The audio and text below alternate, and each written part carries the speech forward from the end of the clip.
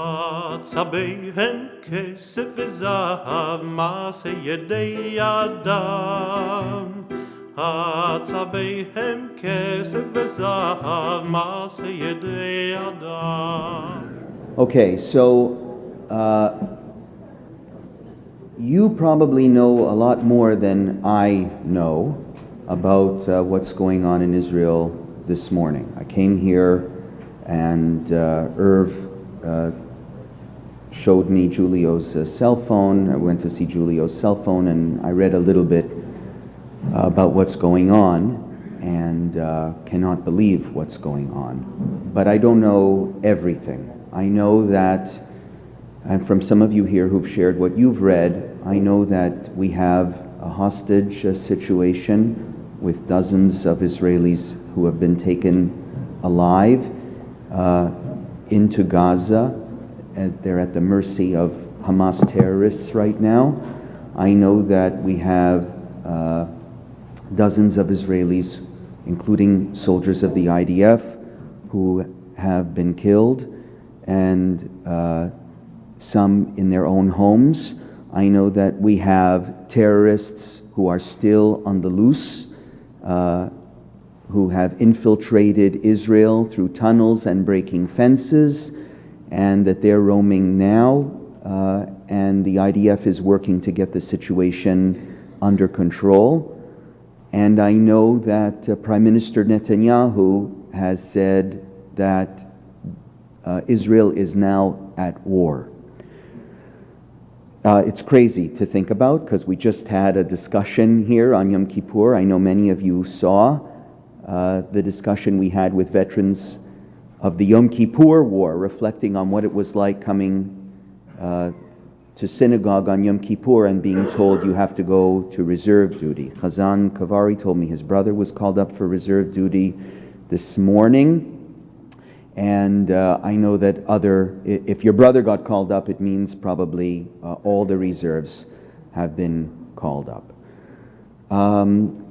So let me say a few things. A couple of you have said, you're going to change your sermon this morning. Rabbi Zilberstein was supposed to deliver the sermon this morning. I asked her if she wanted to deliver it, and she said that the theme of the sermon would not be appropriate, so I totally respect not delivering that sermon this morning, and you'll hear it, save it for Pesach, right? Mark it, seventh day Passover.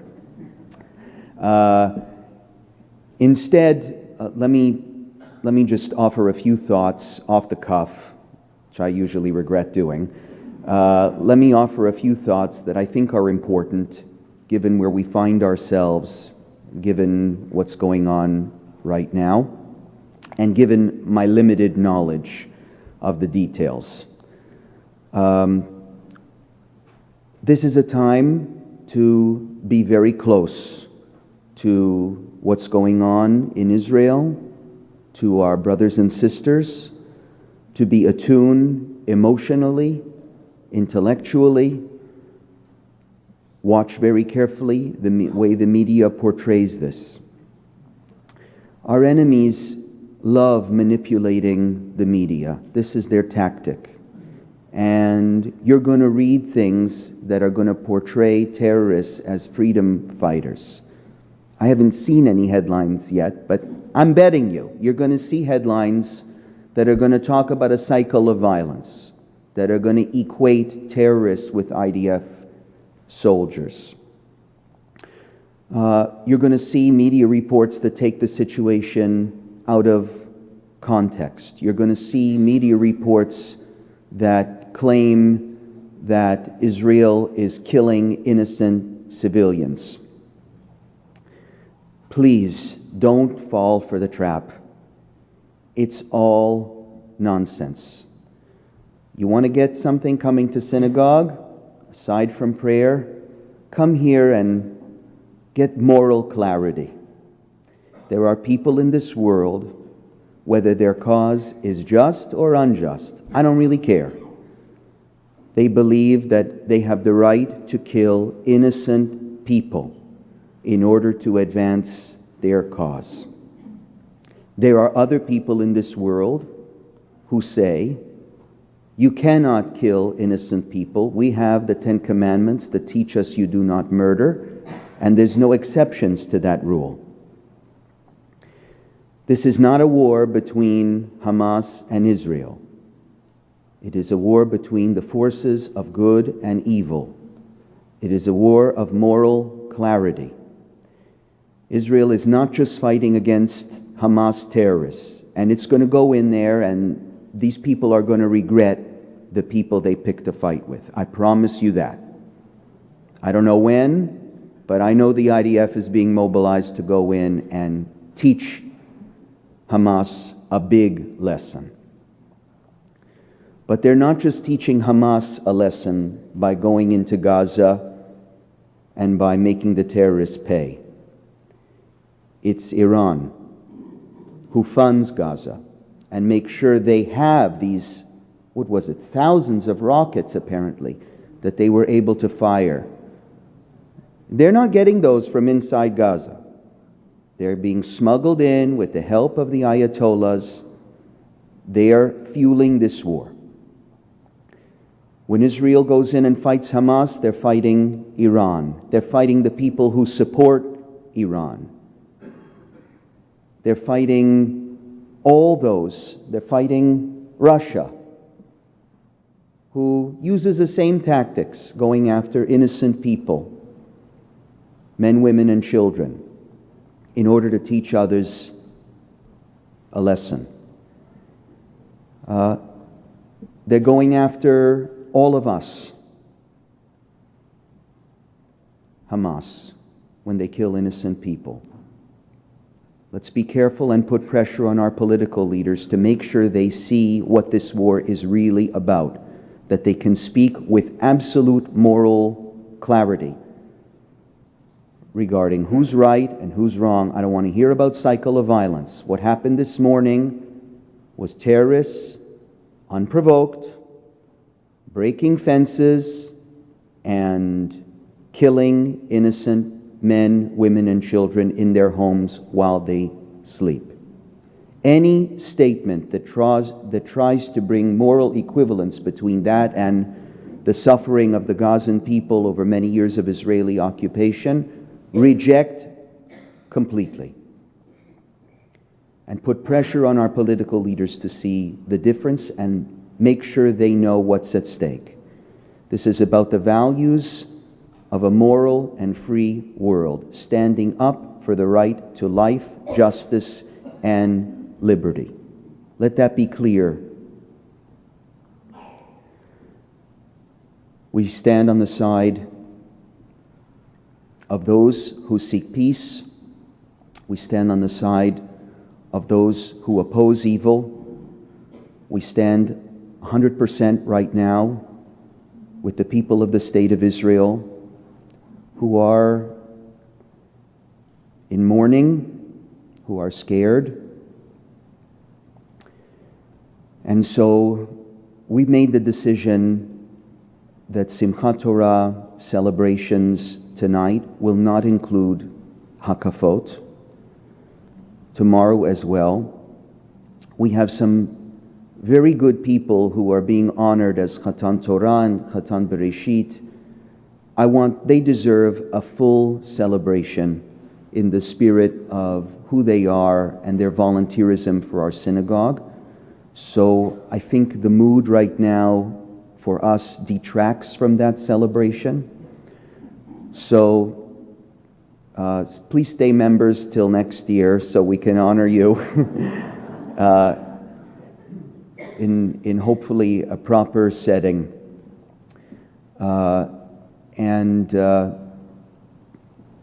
we'll see as things go along how to navigate services and our role as a community and a congregation. So, children programming, Khazan is asking me about. Tonight, the ice cream party, I would say, for the kids is not canceled, but come tomorrow, we'll do something with the kids, even though there may not be Hakafot. Barbara wants me to remind you all that extra security has been hired today for the whole week, so you should feel safe coming to synagogue. So look, there's the local issue, but there's the bigger issue. Just realize how big this is. If this is really a war, and the Prime Minister says that it is, then all of us are in this, all of us. And I hope that we and our politicians and leaders around the world will be able to see what truly we are fighting for. Baruch atah Adonai Eloheinu melech haolam, hapores Sukkot shalom aleinu, ve'al kol amo Yisrael, ve'al Yerushalayim. Amen. Blessed are you, God, King of the universe. Place your shelter of peace upon us, upon the land of Israel, and upon Jerusalem. I asked Chazan Kavari if maybe, in addition to the prayer for the soldiers, which we'll recite now, he could sing something to set the setting for a service today, which is a mix of joy and sadness, of confidence and also fear. So you're going to say the prayer for the soldiers, I think, and then a piece called Achenu Beit Yisrael. Do you want to say something about what that piece is about, Achenu? Sure. Achenu Kol Beit Yisrael is a fragment from Tachanun, a part of a prayer we recite on Monday and Thursday mornings, most Mondays and Thursdays. And it speaks about, it doesn't speak, it's a request from God to give us something that we usually don't do on Shabbat and holidays. We are actually forbidden to do. But in such circumstances, when our people is under fire, when people are taken hostages in our country, we can most likely, even from a halachic point of view, go out of the way a little bit and pray to God to bring salvation to these people. So Achenu speaks about our brothers and sisters all around the world that are in trouble. They should be rewarded with good things coming their way. They are in darkness. Well, they should come out from their dark place and be rejoicing in light. And they should come from being oppressed and captured and be free again. And the opening words, Achenu Kol Beit Yisrael, we're all maybe the most important words of the whole piece, especially at this time. We remember we are all family. Siblings, that's right. So please rise, everyone. Let's look at the inside back cover of the Siddur, a prayer for the welfare of the soldiers of Israel. Can we all say it together? Say it and mean it. Mishaberach Avoteinu Avraham Yitzchak v'Yaakov Hu Yevarech et Chayalei Tzva Hagana Yisrael Haomdim al Mishmar Artzeinu V'Yarei Eloheinu Min HaLevanon V'ad Midbar Mitzrayim U'min Hayam HaGadol Ad Levo Arava V'Yabasha Ba'avir U'Vayam Yitein Adonai et Oivenu Hakamim Aleinu Nigafim Lifneihem HaKadosh Baruch Hu Yishmor V'Yatzil et Chayaleinu Mikol Tzara V'Tzuka Mikol Nega U'Machala V'Yishlach Bracha V'Yatzlacha B'chol Ma'aseh Yedeihem Yadber Soneinu Tachteihem V'Yatrem B'Cheter Yeshua U'Va'ateret Nitzachon V'Kuyam B'Hem HaKatuv Ki Adonai Elohechem Ha'olech Imachem Lilachem Lachem Imoivechem Leoshia etchem v'nomar Amen. Achenu kol Beit Yisrael,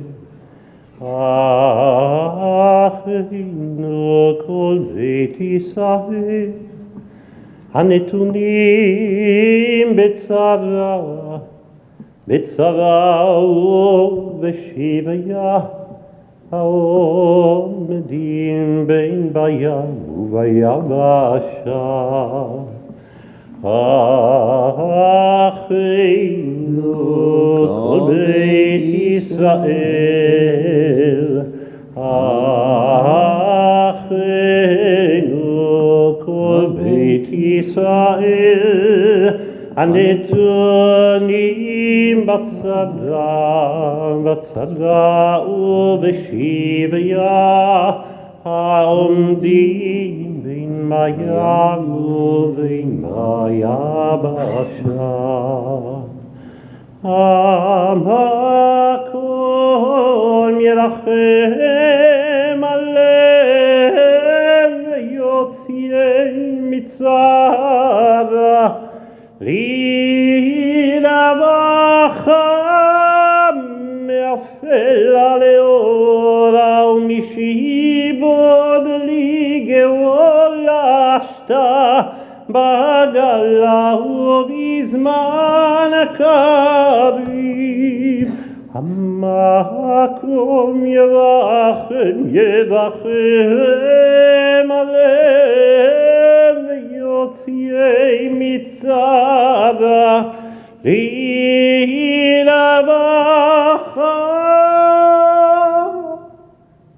מאפלה לאורה ומשיבוד לגאולה שתה, בגלה ובזמן